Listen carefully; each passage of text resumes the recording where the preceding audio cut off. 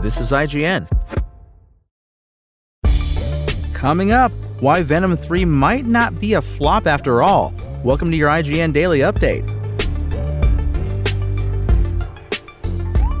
But first, just as Sonic the Hedgehog and Sonic the Hedgehog 2 before it, the upcoming threequel will introduce another franchise character to tease the film series' future.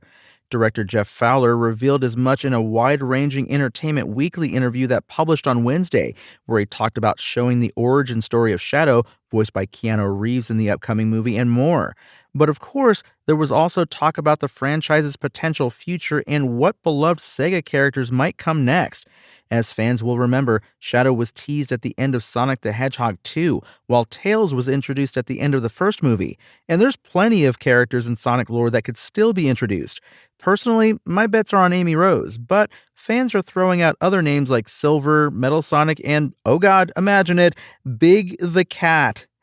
Paramount will likely wait and see how Sonic the Hedgehog 3 does when it hits theaters on December 20th before greenlighting a fourth movie, but that hasn't stopped the creative team from building out the Sonic cinematic universe.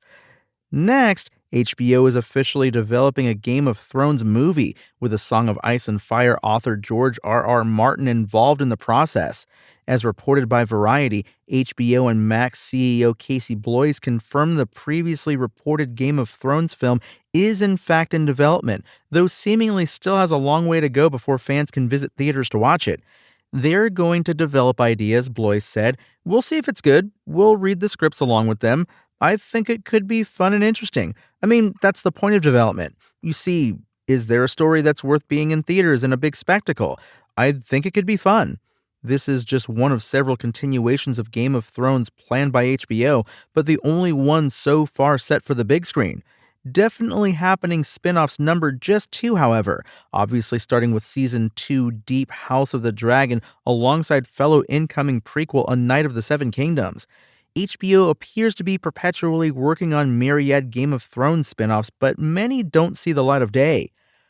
And Sony recently unveiled a Play Has No Limits PS5 ad promoting a special holiday price for the PlayStation 5 Slim Digital Edition at $379.99.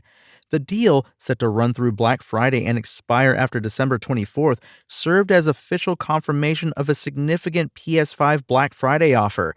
However, the original YouTube video has since been removed and replaced with a new Play Has No Limits trailer that omits any mention of potential sale details, leaving open questions about the promotion. We managed to capture a screenshot of the details before the video was removed, which you can see at IGN.com. Reducing its price from $449.99 to $379.99, a $70 discount, this offer provides a significant saving on the console, making it one of the most attractive PlayStation deals currently available. Regarding the PS5 Slim Disc Edition, which typically retails for $499.99, there has been no official announcement of a price reduction. However, given the discount on the digital edition, it's reasonable to anticipate potential deals on the disc edition during the Black Friday period as well. As of this article's recording, Sony has yet to reconfirm the original video or the holiday pricing for the PS5 Slim. However, with Black Friday sales already underway at retailers like Walmart, another official announcement could be on the horizon.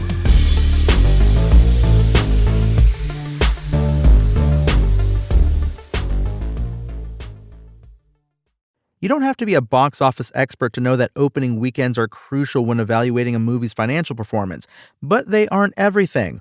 Case in point, Venom: The Last Dance, Sony's capper to its Spider-Man spin-off trilogy. The headlines were dismal on its opening weekend, when it premiered to $51 million at the US box office, the worst debut in series history.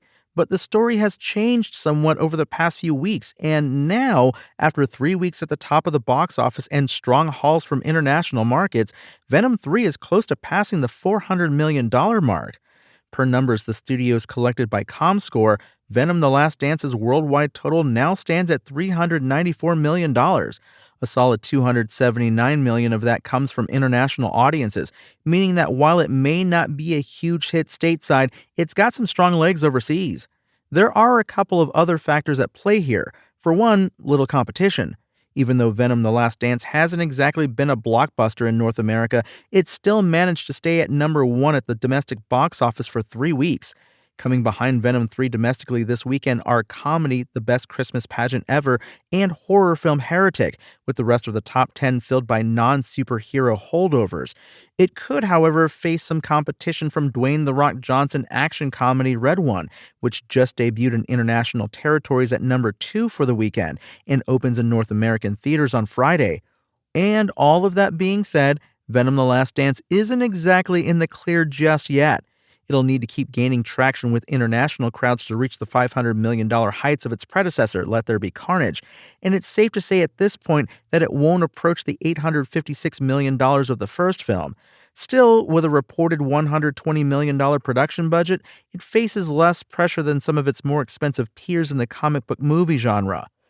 It's also a bit of neutral news in a genre that's seen some difficulties as of late. Joker Folie à Deux is already something of an infamous flop, failing to recover from what analysts called an unmitigated disaster of an opening weekend.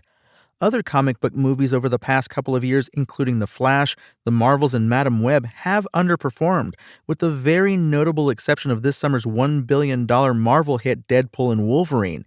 We'll have to see if international territories continue to be eager to wave goodbye to Tom Hardy's Eddie Brock, but hey, it's got a shot.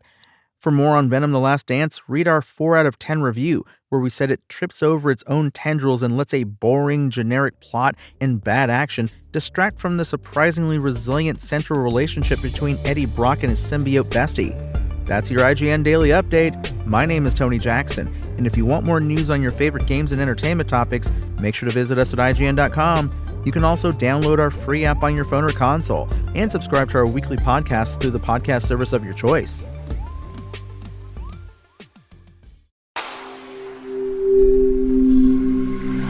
Spoken Layer.